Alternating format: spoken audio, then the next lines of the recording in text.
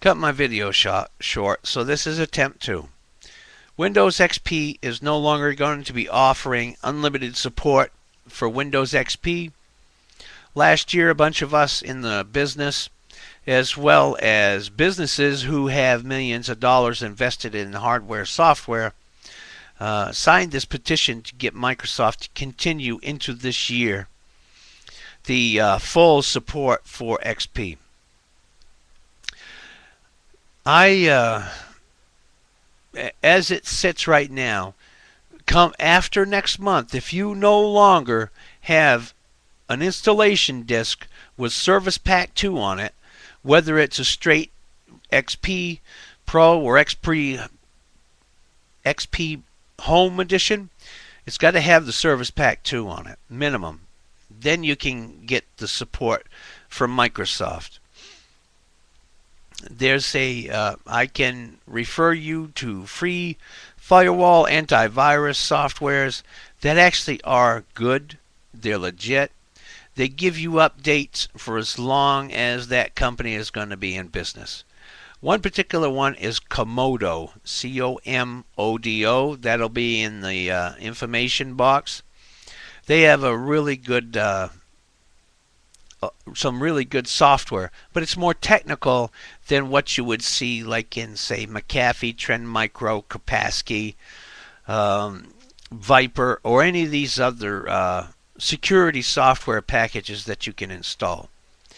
When it pops up with a access request, it has the command line name of the file, which most people who have not gone through everything on the computer, I mean, they know all the files that are in here, that would be kind of hard, so I don't normally recommend people to go there, but it's a solid program.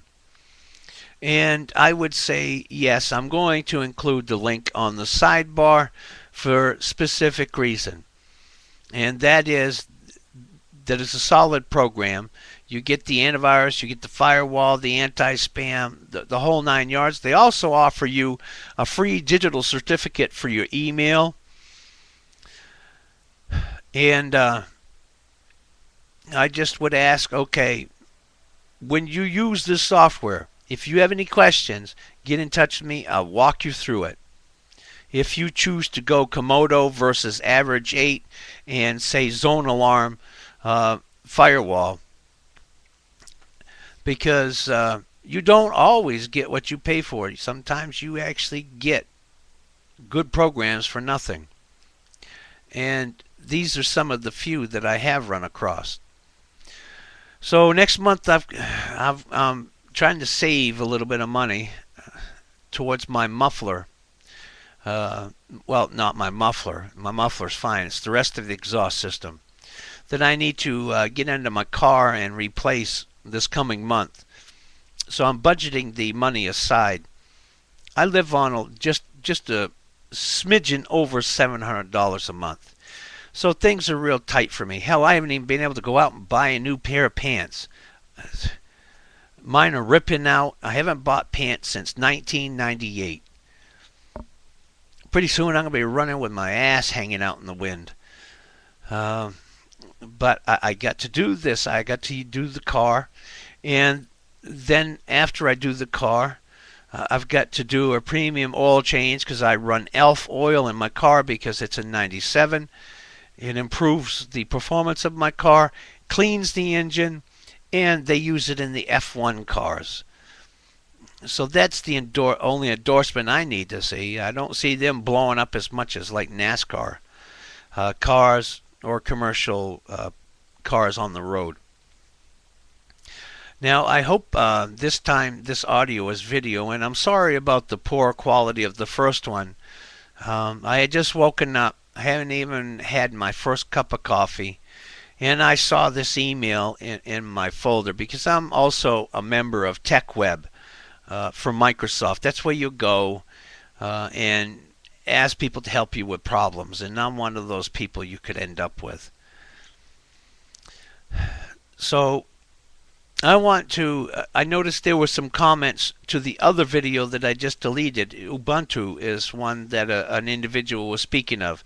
And that's a good Linux product that is easier to use than, say, what I would use.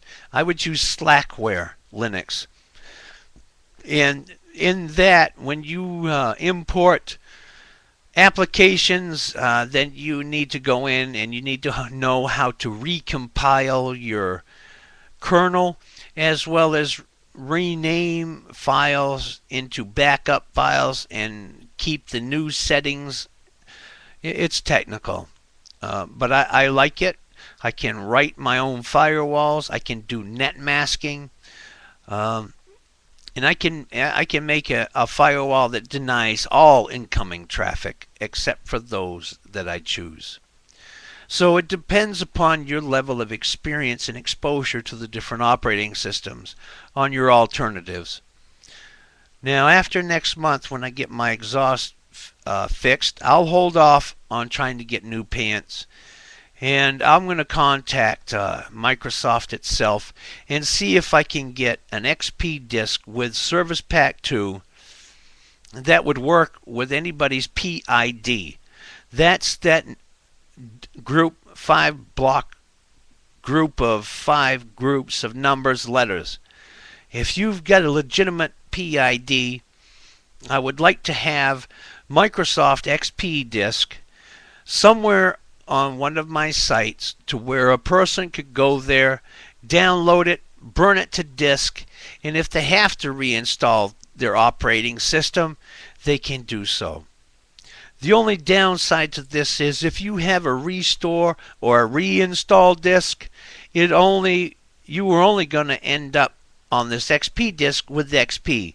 You don't get those extra programs that are in your cabinet files, which are actually created in what's called an extended partition on your C drive. They create an extended partition and create what's called a logical hard drive, and that's where all the data is to restore your computer to its original state. And as it's obvious, you can't use that reinstall disk if it does not contain Service Pack 2. But I have noticed that I've been able to do an install of XP over XP and it works fine.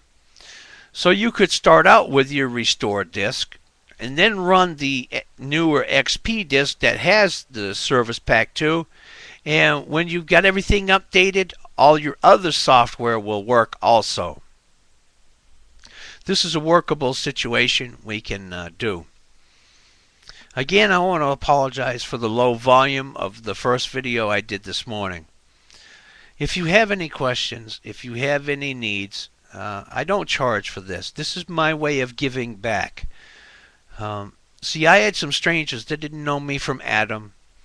And when everybody that I knew said, "Oh no, I'm too busy to help you," when I lost my leg, it was complete strangers of the Baptist Church in Shreveport, Louisiana, that were there for me when nobody else was.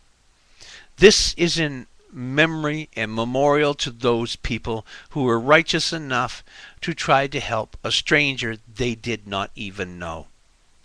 And this is my way of giving back to God that He's allowed me to continue to live when I should have died 3 times. So I'm here for purpose. I don't know what that purpose is. So I just try to do right by everybody at all times. And this is one way that I could see I could help. I just need to know where I can host that disk, and if I can get one that won't come up and say, "Oh, wrong PID code," because that's happened to me on occasions where I've used my disk with their license number to reinstall XP. There's also another website. It's called OneCareLive.com. It's a free service by Microsoft. I'll include that in the sidebar, and I'm going to have to make a second video to tell you how to enable your computer to be able to go to OneCare Live and get a scan. By that, you have to disable all add-ons except for Microsoft add-ons when you go to that site. Otherwise, you'll get an error code